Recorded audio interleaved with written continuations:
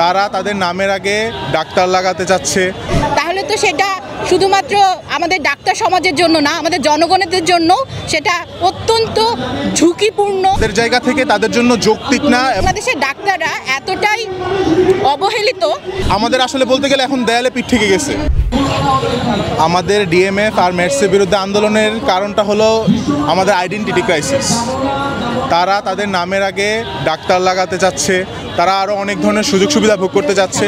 বিভিন্ন ধরনের তাদের যে সরকারি চাকরিটা, সেখানে তারা উপস্বাস্থ্য কর্মকর্তার মতো একটা পদবি নিয়ে 9 নম্বর গ্রেডের জন্য আবেদন করছে।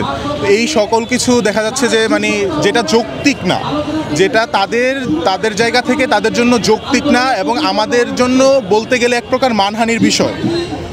এই জন্য আমরা আমাদের পক্ষ থেকে আজকে রুখে দাঁড়িয়েছি। রুখে দাঁড়ানোর বিষয়টা আসলে অনেক দিন ধরে, কিন্তু আমাদের আসলে বলতে গেলে এখন দেয়ালে পিঠ থেকে গেছে। কেউই কোনো কিছু করতেছে না। নতুন যে স্বরাষ্ট্র উপদেষ্টা, পাশাপাশি আমাদের অন্যান্য যারা স্বাস্থ্য ক্ষেত্রের সাথে যুক্ত, সবাই আসলে কি করছে আমরা বুঝতেছি না। আমরা ছাত্ররা, আমরা ইন্টার্নরা, আমরা সবাই বলতে গেলে সত্যি করতে দিশেহারা যে এত বড় একটা জিনিস হইতে যাচ্ছে, যে যেখানে সাধারণ জনগণ সবচেয়ে চিন্তিত থাকার কথা, কিন্তু সবাই চিন্তিত, তাদের কোনো চিন্তা চেতনা আমরা দেখতে পাচ্ছি না। কিভাবে একজন 2 বছরের কোর্স করা, 6 মাস কোর্স করা একটা লোক আপনাদেরকে একটা প্রেসক্রিপশন লিখে দেয়, এবং আপনারা ওই প্রেসক্রিপশনের উপর ভিত্তি করে নিজেদেরকে নিজেরা মেডিসিন নিচ্ছেন, এটা আমরা বুঝতেছি না। হ্যাঁ, এটা আমরা আমাদের সারা বাংলাদেশের সকল সরকারি বেসরকারি সম্মিলিত যত মেডিকেল কলেজ আছে সবার সাথে আমরা একত্রতা প্রকাশ করেছি। যতদিন পর্যন্ত না আমাদের এই দাবিটা সম্পূর্ণভাবে মেনে না নিবে 5 দফা, ইনশাল্লাহ আমরা এবার দাবি পূরণ করেই ইনশাল্লাহ ক্লাসে ফিরে যাব। স্বাস্থ্য মন্ত্রণালয় থেকে বারবার আমাদেরকে আশ্বাস দেওয়া হইতেছে, কিন্তু আমরা আশ্বাসের উপর আর থাকতে চাচ্ছি না। আশ্বাসের উপরে আমরা আর থাকতে চাচ্ছি না, আমরা আবার বাস্তবায়ন দেখতে চাই। অনেক আশ্বাস দিচ্ছে, কিন্তু এবার আমরা বাস্তবায়ন চাই, আর কিছু চাই। ব্যানারে একটা লেখা দেখছি স্বাস্থ্য মন্ত্রণালয় কর্তৃক হঠকারী সিদ্ধান্ত। এই হঠকারী সিদ্ধান্তটা কি নিয়েছিল? এই যে হঠকারী সিদ্ধান্ত, এটা কি নিয়ে? এই যে তাদেরকে বিভিন্ন ধরনের নতুনভাবে সুযোগ সুবিধা দেওয়া হচ্ছে। তাদের অনেক সুযোগ সুবিধা মেনে নেওয়া হয়েছে, যেগুলো আসলে তাদের জন্য প্রয়োজনীয় না। তাদের একটা প্রবলেম ছিল যে তাদের বেকারত্ব দূর করতে হবে, কিন্তু বেকারত্ব দূর করার মানে তো এই না যে আপনি তাদের নামের আগে ডাক্তার পদবি ব্যবহার করবেন। আপনি তাদের পয়েন্ট অফ ভিউ থেকে তাদের চাকরির যে সমস্যাটা আছে সেটা নিরসন করতে পারেন, কিন্তু এর মধ্য করে আপনি যদি আমাদের যারা ডাক্তার সমাজ আছে বা ডাক্তার যারা মেডিকেল স্টুডেন্ট আছে তাদের নাম যদি তারা ইউজ করে, তাদের মতো সুযোগ সুবিধা যদি ভোগ করতে চায়, তাহলে তো সেটা আমাদের জন্য অনেক দুঃখজনক। আর ভাই, সেটা শুধু আমাদের মেডিকেল স্টুডেন্ট বা আমাদের ডাক্তারদের জন্য যে দুঃখজনক, এটা এই জন্য না, এটা আমাদের জনগণের জন্য একটা হুমকি স্বরূপ।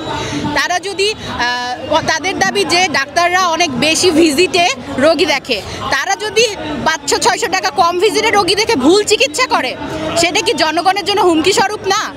একজনের স্বাস্থ্য, আমরা তো মানব দেহ নিয়ে কাজ করি, আমরা তো যন্ত্র নিয়ে কাজ করি না।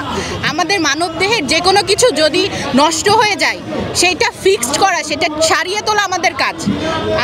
আল্লাহ তাআলা আমাদেরকে সেই দায়িত্ব নিজ হাতে সঁপে দিয়েছেন। আমরা সেই দায়িত্বটার ভিতরে যদি ফাঁক ফোকর দিয়ে কেউ যদি এটার অপব্যবহার করার চেষ্টা করে, তাহলে তো সেটা শুধুমাত্র আমাদের ডাক্তার সমাজের জন্য না, আমাদের জনগণের জন্য সেটা অত্যন্ত ঝুঁকিপূর্ণ এবং অস্বাস্থ্যকর। এটা আমাদের মানুষের জীবন নিয়ে এইভাবে খেলা, এটা আসলে কোনো দেশেই কাম্য নয়। এটা আমাদের জন্য খুবই দুর্ভাগ্যজনক যে বাংলাদেশে আমাদের ডাক্তারদের সহযোগীরা ডাক্তার হতে চাচ্ছে। যে কোনো প্রফেশনে এটা অ্যাকসেপ্টেবল না। বাংলাদেশের ডাক্তাররা এতটাই অবহেলিত, নিপীড়িত যে তাদের সহযোগীরা তাদের সমান পর্যায়ে আসতে যাচ্ছে, আর জিনিসটা আমাদের সরকার বলেন সবাই জিনিসটা সাপোর্ট করতেছে। সেই কারণেই তো আজকে আমরা রাস্তায়, নাকি? আমাদের তো রাস্তায় থাকার কথা না। আমরা কেন রাস্তায় থাকবো? একটা মেডিকেল স্টুডেন্ট, একটা ডাক্তার, তারা কেন রাস্তায় থাকবে?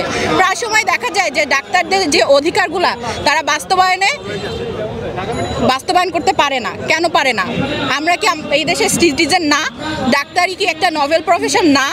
আমরা কি তাদেরকে সেবা দেই না? তাহলে তো আমাদেরও কিছু মৌলিক অধিকার আছে নাকি?